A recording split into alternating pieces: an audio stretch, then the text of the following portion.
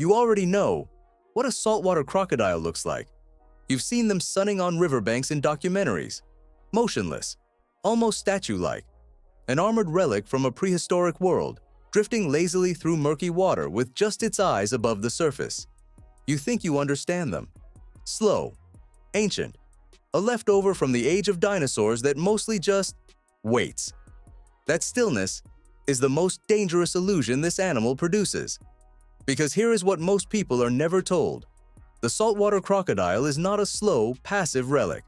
It is the largest living reptile on Earth, an ambush predator with a kill method so efficient that biomechanical engineers have studied it for its sheer mechanical perfection, and an animal that has remained essentially unchanged in design for over 200 million years, because the design was already perfect the first time. It did not survive the extinction that wiped out the dinosaurs by being slow. It survived because nothing it has ever encountered has improved on what it already does. To understand what a saltwater crocodile actually is, you have to understand the environment that shaped it and the patience that environment demanded. Saltwater crocodiles inhabit the brackish estuaries, mangrove swamps, and coastal river systems of Southeast Asia, Eastern India, and Northern Australia. These are environments of murky, low-visibility water, where prey moving along the banks rarely sees what is below the surface until it is far too late to matter. That murk is not an obstacle the crocodile overcame. It is the weapon it was built around.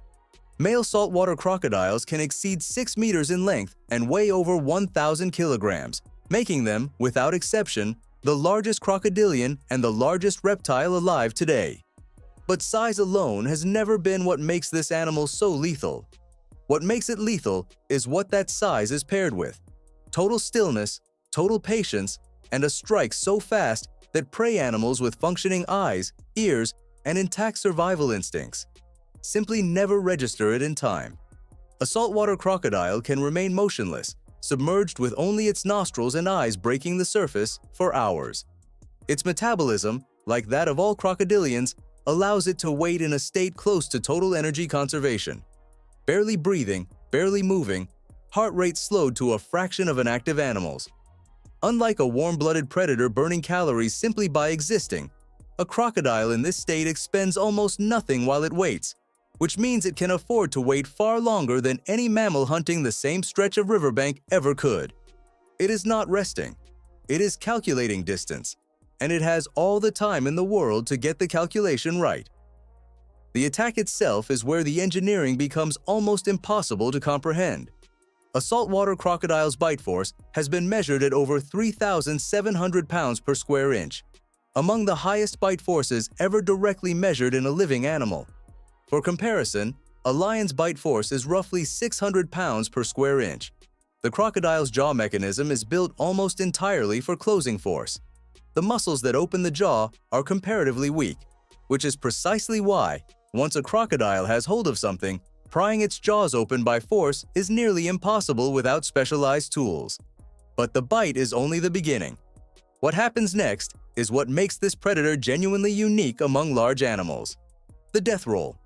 Once a saltwater crocodile's jaws close on prey, it does not simply hold and crush.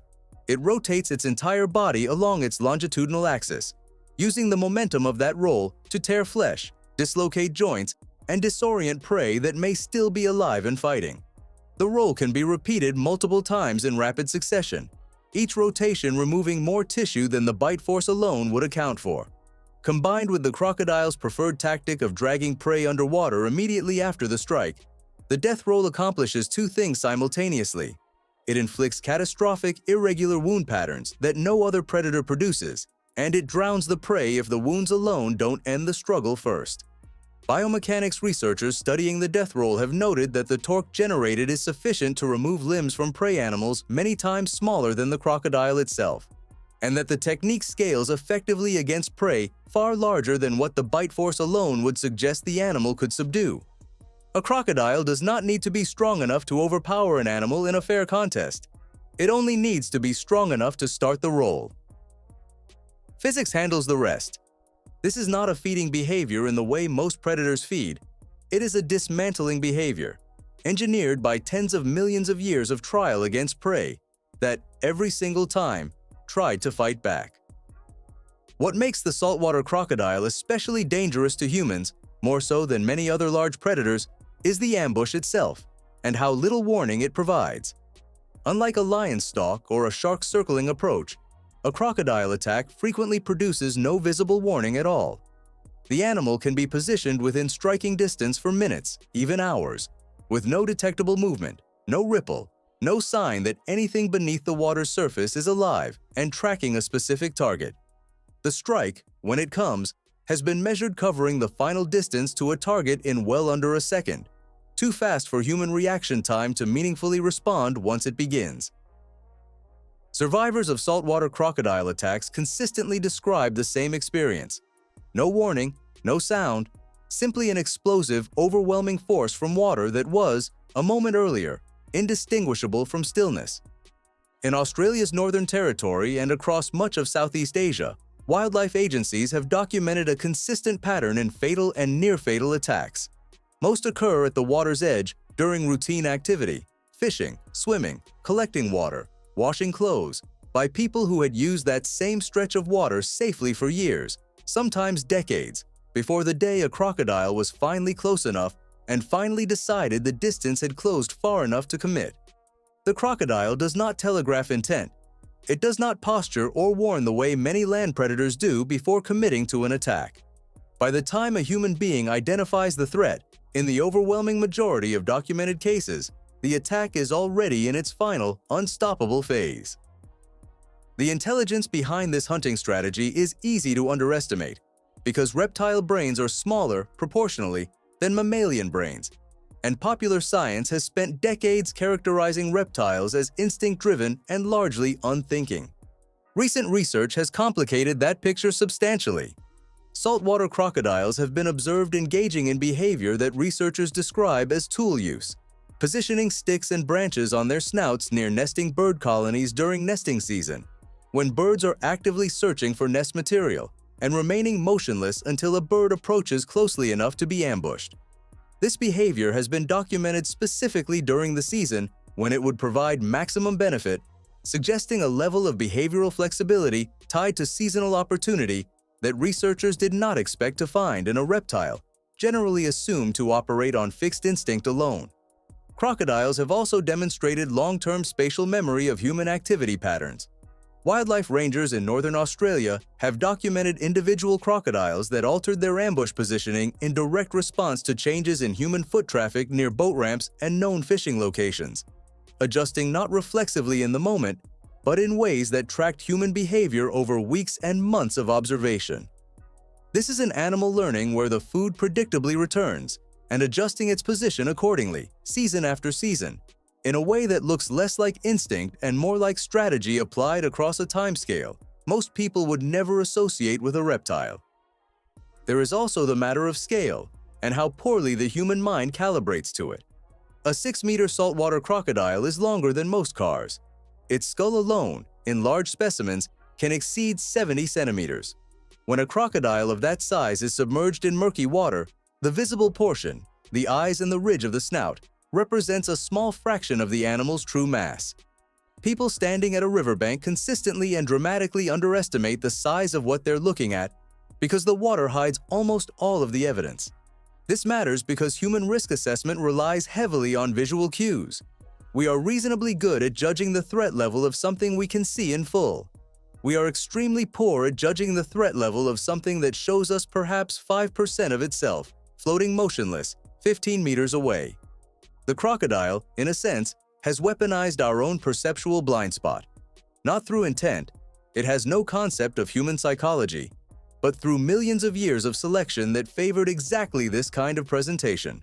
Low, quiet, almost invisible, until it no longer needs to be.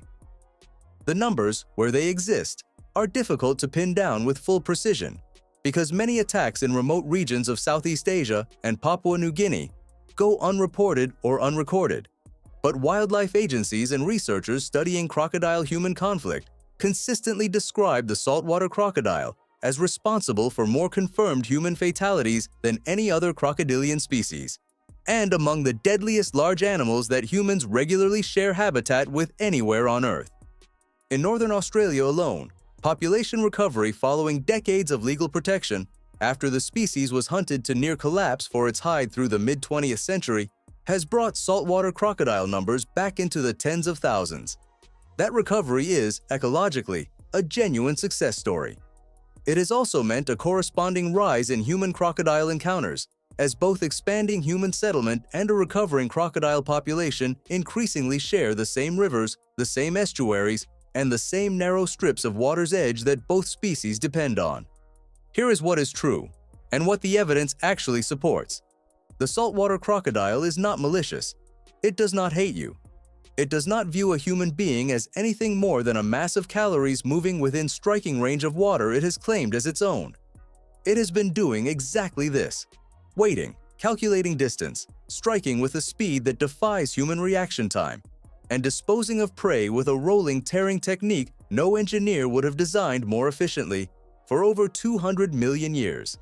It was perfecting this method before there were mammals large enough to be worth hunting, before there were primates, before there was anything resembling a human being standing at the edge of a river, looking at still water, and assuming that stillness meant nothing was there. The crocodile has never needed to evolve further. It got the design right the first time, and everything since has simply been waiting for the right moment to use it again. Respect the water's edge. Respect the stillness. Respect the patience of an animal that has had 200 million years to perfect the art of waiting. It is not extinct like the world it was born into. It is still there, beneath the surface, watching,